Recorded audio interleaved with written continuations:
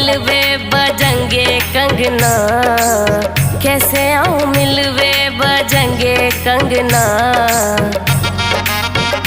पायल की खनक से